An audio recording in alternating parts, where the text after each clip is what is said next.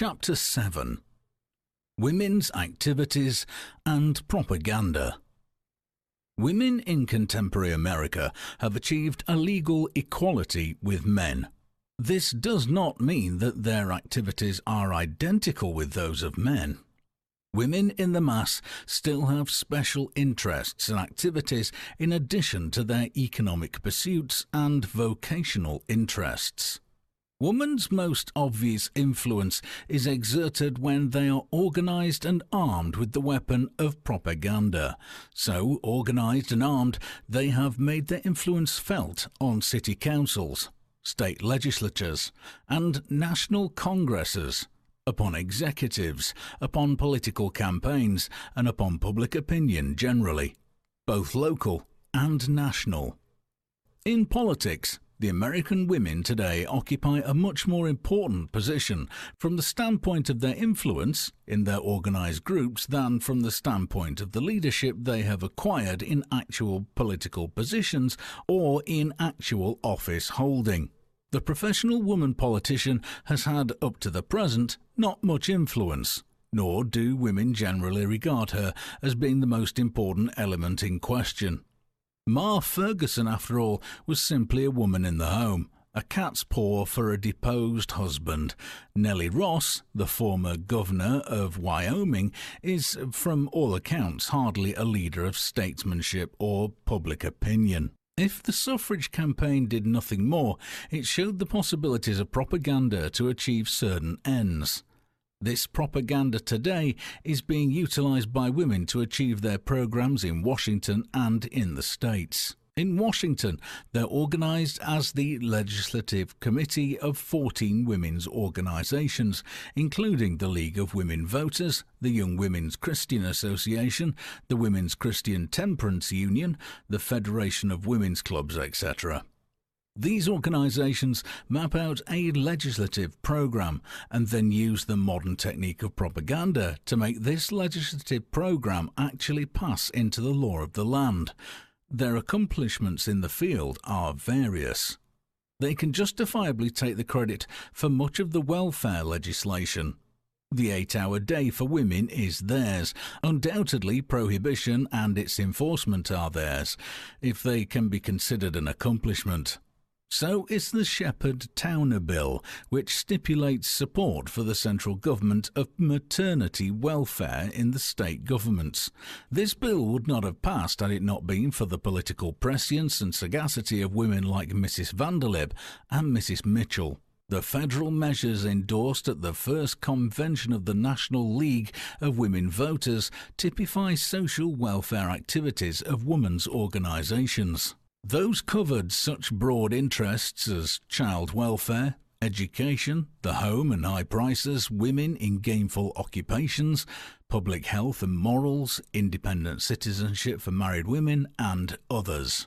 To propagandize these principles, the National League of Women Voters has published all types of literature, such as bulletins, calendars, election information, has held a correspondence course on government and conducted demonstration classes and citizenship schools. Possibly the effectiveness of women's organizations in American politics today is due to two things. First, the training of a professional class of executive secretaries or legislative secretaries during the suffrage campaigns, where every device known to the propagandist had to be used to regiment a recalcitrant majority. Secondly, the routing over into peacetime activities of the many prominent women who were in the suffrage campaigns and who also devoted themselves to the important drives and mass influence movements during the war. Such women as Mrs. Frank Vanderlip, Alice Ames Winter, Mrs. Henry Moskowitz, Mrs. Florence Kelly, Mrs. John Blair, Mrs. O.H.P. Belmont, Doris Stevens, Alice Paul come to mind. If I've seemed to concentrate on the accomplishments of women in politics, it is because they afford a particularly striking example of intelligent use of the new propaganda to secure attention and acceptance of minority ideas. It is perhaps curiously appropriate that the latest recruits to the political arena should recognise and make use of the newest weapons of persuasion to offset any lack of experience with what is somewhat euphemistically termed practical politics. As an example of this new technique, some years ago the Consumers Committee of Women Fighting the American Variation Tariff rented an empty store on 57th Street in New York and set up an exhibit of merchandise tagging each item with the current price and the price it would cost if the tariff went through. Hundreds of visitors to this shop rallied to the cause of the committee. But there are also non-political fields in which women can make and have made their influence felt for social ends, and in which they have utilised the principle of group leadership in attaining the desired objectives. In the General Federation of Women's Clubs, there are 13,000 clubs. Broadly classified, they include civic and city clubs, mothers and homemakers clubs, cultural clubs devoted to art, music or literature, business and professional women's clubs, and general women's clubs, which may embrace either civic or community phases or combine some of the other activities listed. The Women's Club is generally effective on behalf of health education, in furthering appreciation of the fine arts, in sponsoring legislation that affects the welfare of women and children, in playground development and park improvement, in raising standards of social or political morality, in homemaking and home economics, education and the like. In these fields, the Women's Club concerns itself with efforts that are not ordinarily covered by existing agencies, and often both initiates and helps to further movements for the good of the community. A club interested principally in homemaking and the practical arts can sponsor a cooking school for young brides and others.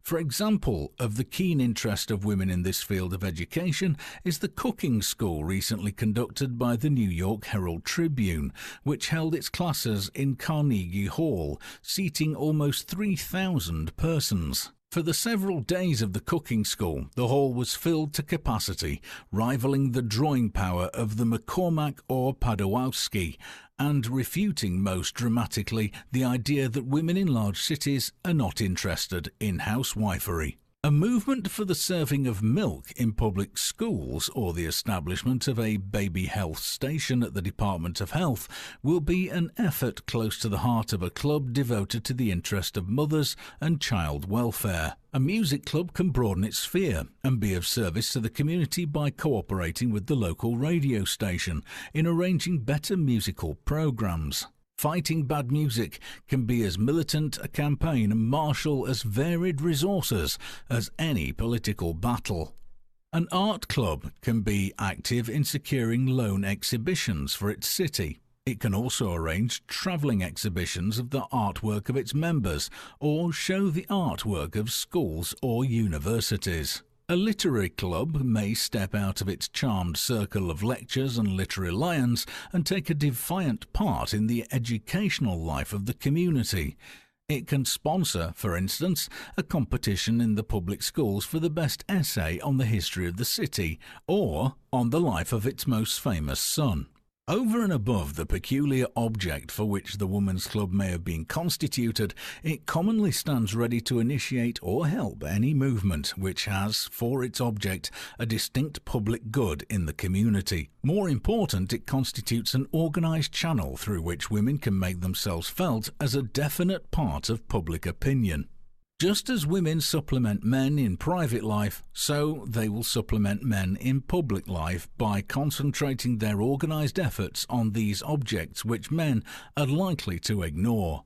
There is a tremendous field for women as active propagandists of new ideas and new methods of political and social housekeeping.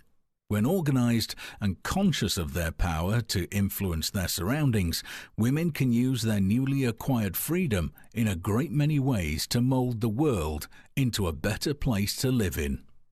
End of Chapter 7.